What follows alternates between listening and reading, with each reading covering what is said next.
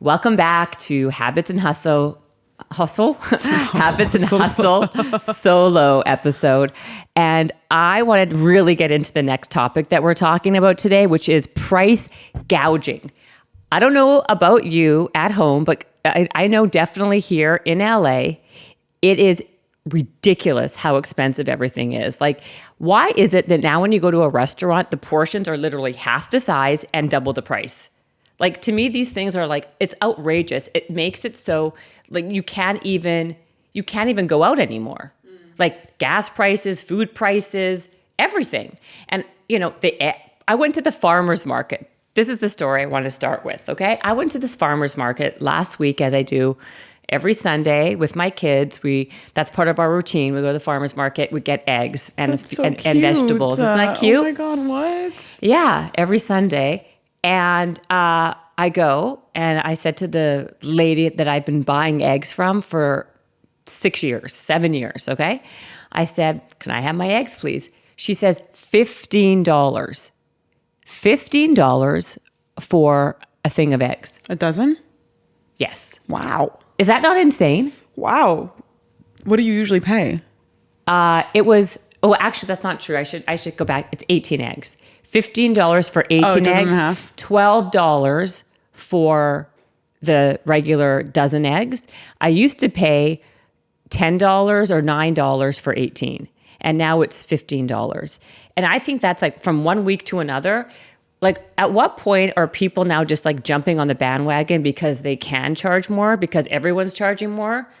Versus is it just like, it's just the prices have gone so insane to me. It's literally impossible. Like, what do you do if you're on a really fixed income and you're not a multi-gazillionaire? How are you able to feed your family? How are you able to like get gas in your car? It's become like so insane to me that I feel like this is what's happening. People are now, because everyone's doing it, everyone now is jumping on even when they shouldn't. But why the avian flu is why egg prices have gone up so high. Yeah, well, there's a whole shortage of eggs, but this is okay. So if she has a farm, right, with her eggs, with her chickens, is her stuff being? It could be, though. Well, I would guess like the materials. Could be. No. What I would think is the materials, like the food for the chickens, have gone up.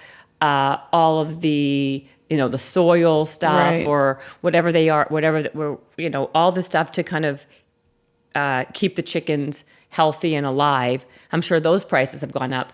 But did they go up to the point where the price is literally $7 more per carton of eggs? I don't know. It's hard to answer that question because the thing is also you have to think about gas, transportation, and all that stuff is like getting to the farmer's market. Like, that's already increased so significantly for these people. But I think the avian flu might be a different situation. But I understand what you're saying. Like, is the price... Are they just raising it because everybody else is raising their price to a drastic level? I think what's happening is people are raising their price. This is what I think is happening. I think that, yes, of course, because of what's happening in the world, everything is more expensive. Supplies are more expensive. Manufacturing, of course, is more expensive. It's hard to get things, all of that. Yes. Mm-hmm. But then I think there's also a big piece of it that people are now just jumping on that bandwagon and they're like, well, everything's more expensive now anyway. We can keep on increasing our prices because it's like supply and demand. There's one part of it. And the other part's like, well, because we can get away with it. Like, why is it now you go to a restaurant and I'm really annoyed about the restaurant part. It's like you get less food for more money.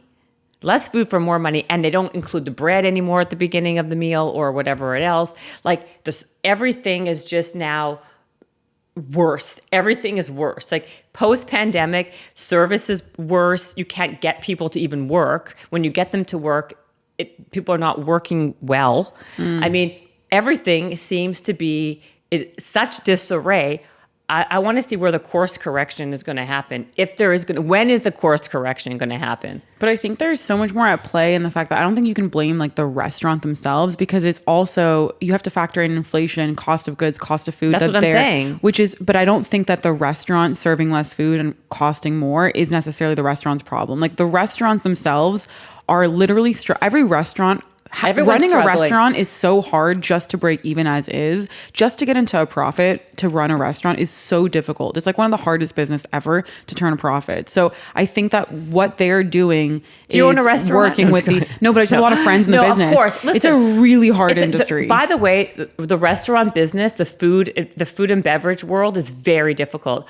I'm not minimizing that in at all. I agree with you. And I know, like I said, everything is more expensive. All the prices, all the supplies, getting people to work, everything. But what I'm saying is there is a difference between price increase and price gouging. But let me finish. Price increase and price gouging because you can. And that's what I think is happening. I think a lot of times people are not just increasing their price by a little bit, they're now increasing their price by a lot because they know they can get away with it. That's the part that I have a problem with.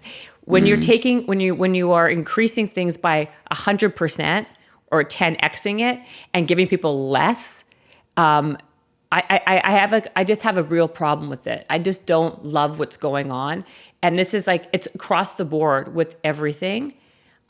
The price. I'm really concerned for people who have a family and they're on a fixed income. How are people supposed to survive? People who have a lot of money. Okay, like they're not going to notice $2 more, $1 more, even $3 or $4 more. But people who really are watching every dollar, that makes a big difference and it accumulates. And like to me, that's just not okay. That's my point. No, I understand, but I think a lot of the people who run these businesses are also watching every dollar, and they're also seeing, like, we have to also factor in just the base economy. Like, inflation is insane right now. So just with inflation, if you didn't get a 7% raise this year, just yourself for your own salary, if you didn't get a 7% raise, you actually lost money. You're making less money now just based on inflation. Okay, but guess what? Which is crazy. I understand. Like, by the way, that's with everything, right? Every salary is more expensive. But people aren't getting raises. But a lot of people, but you know what? But I'm not talking about those people. The people that I'm talking about are the people though who now have an entitlement, right? And they are now not, they won't work or they're not interested in working. There's a lot of people out there who just don't want to work anymore.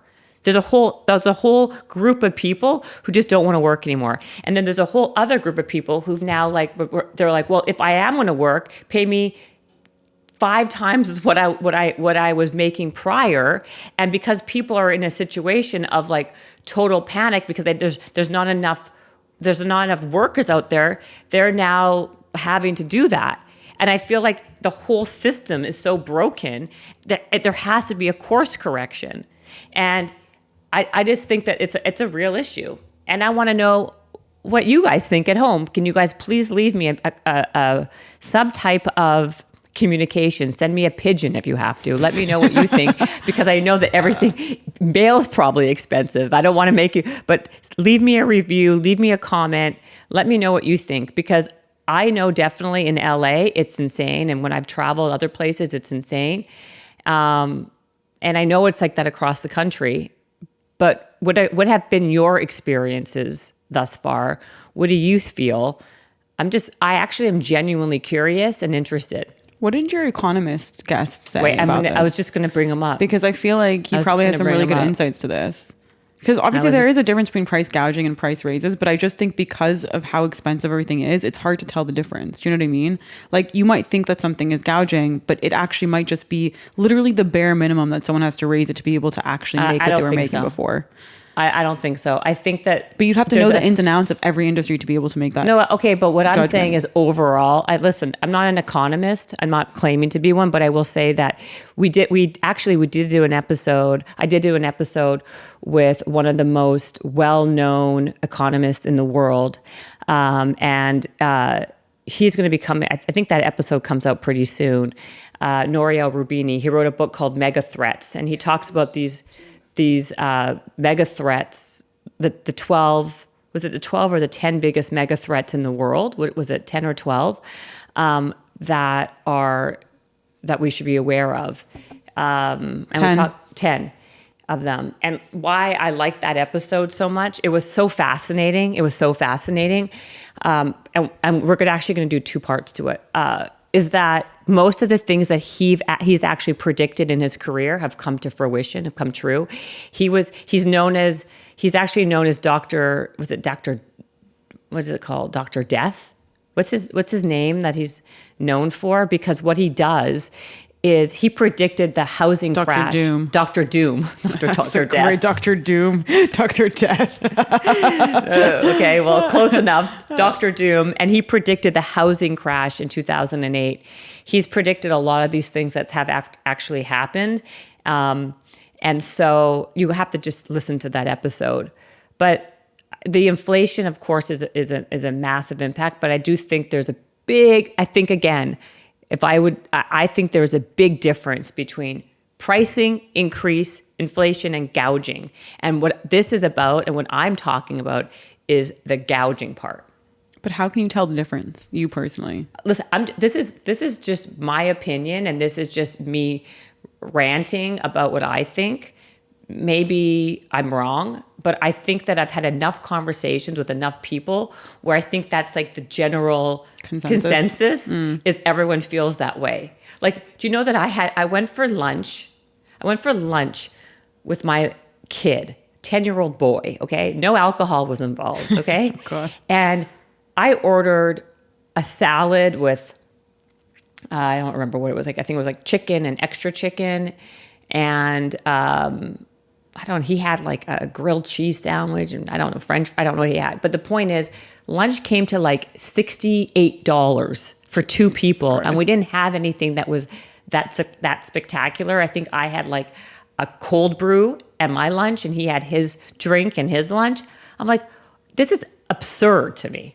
Absurd. You should get a restaurateur on your show and ask him these questions. That would be a really fascinating question. Fascinating interview. I'm actually that's why what I'm doing is I'm talking to a lot of people who are economists, like I said, L'Oreal, people who are in like industry specific to really get an idea of like what's considered to be like normal. Yeah. I mean, but this is the other problem. What happens is that once people start charging a certain price, that becomes the normalized price. And then nobody drops the prices after all. Right. That's what I think, that's part of what I think is the problem. I think once someone's used to now paying an exorbitant amount for a chicken salad, then the restaurant or whoever it is, they're not going to be like, well, now that our prices are lower, I'm going to go back to that lower price.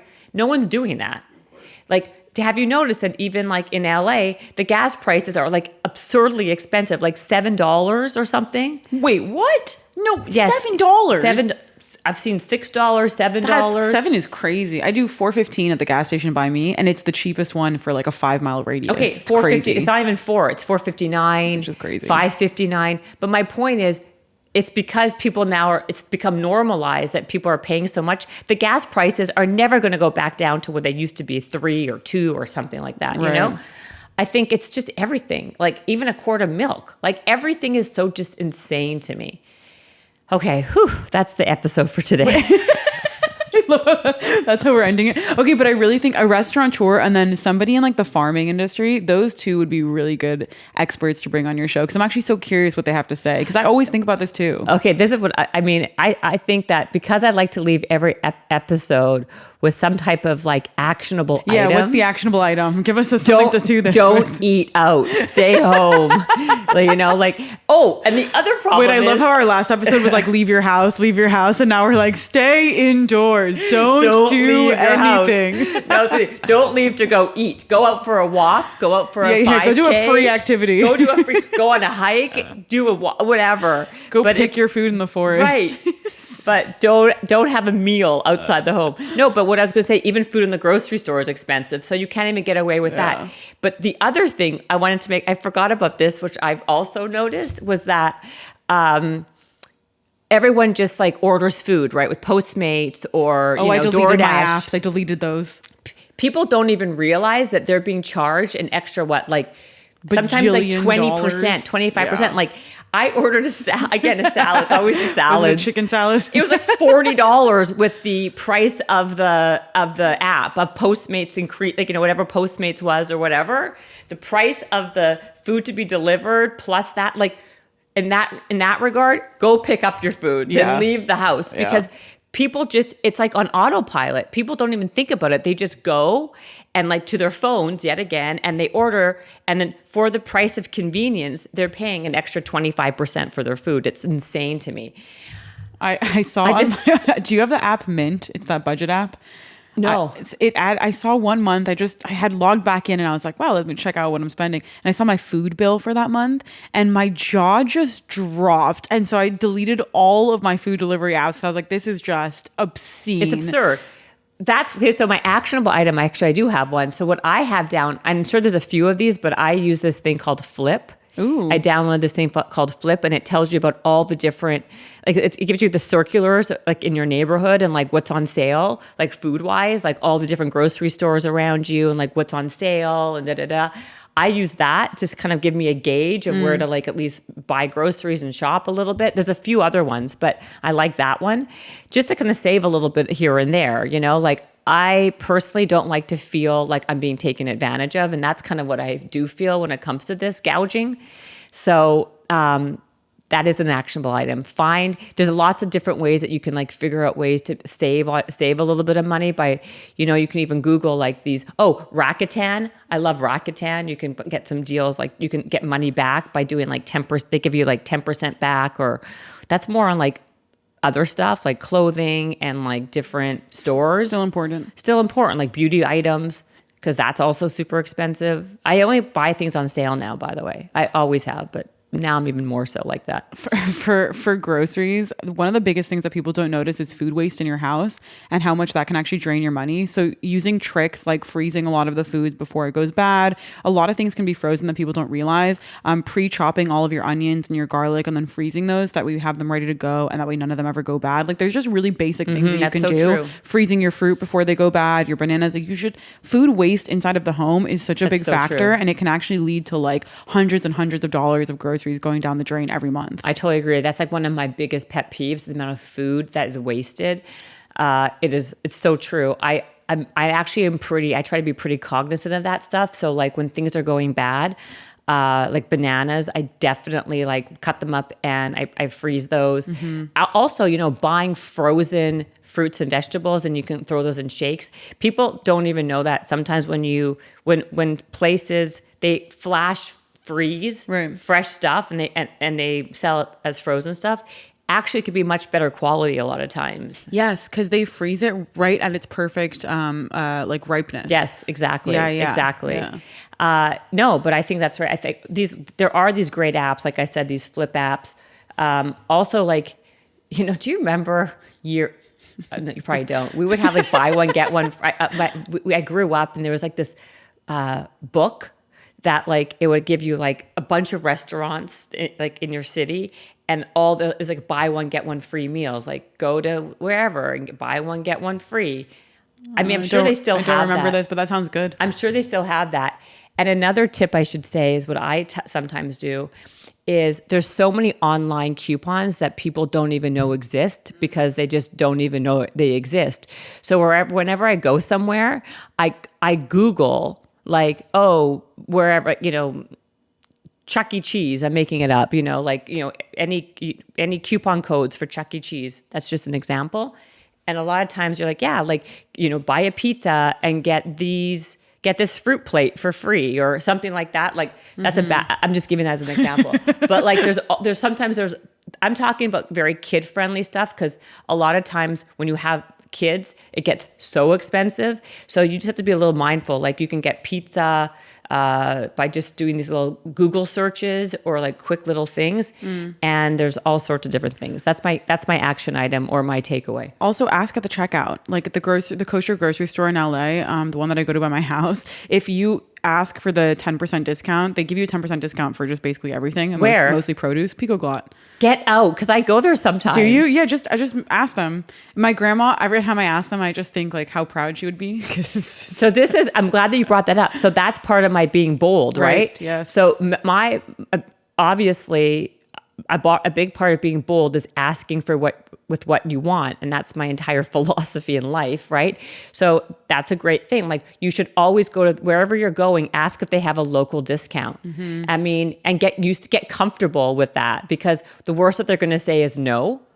And I do that all the time. I didn't know that place does it. Yeah. Yeah. It's great. You can even do it at I guess you could do it at grocery stores. Yeah, you can. Honestly, you can do it anywhere. You never know what discounts people have. And I mean, the person that's working there usually doesn't really care to get, like, they don't own the place. They're like, yeah, I'll give you all the discounts. 100%. I do that at all the different local, like, coffee shops around me and stuff like that. But doing it at a grocery store, doing it at but by the way, to save money when I do this at home is I make my coffee at home now. Yeah. Finally. Yeah. I have I'm trying to make the perfect cup of coffee. It's like this is like, honestly, like the neuroses. That's a whole other episode. That's an episode in itself. Okay. If you saw what goes on in my house, I have like 11 different coffee makers to try to make the best cup of coffee. And it's insane. We should actually do a whole episode on the different journey coffees. To the best cup of coffee.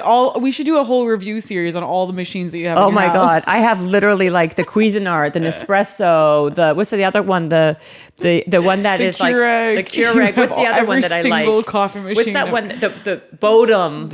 The Bodum's a good one. The one that's like a single coffee cup. This is like, anyway.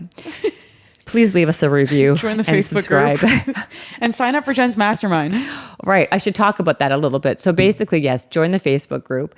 And I am going to be doing a mastermind. So you go onto my website, check it out. Also, if you have not subscribed to my newsletter, please do so. You get some cute little nuggets of information and other things by doing so. So check out jennifercohen.com. Subscribe to Habits and Hustle. Leave me a review on Spotify, YouTube. And thank you for listening to this Ramble On, another session of Ramble On with Jennifer and Shawnee. Thank you. Bye.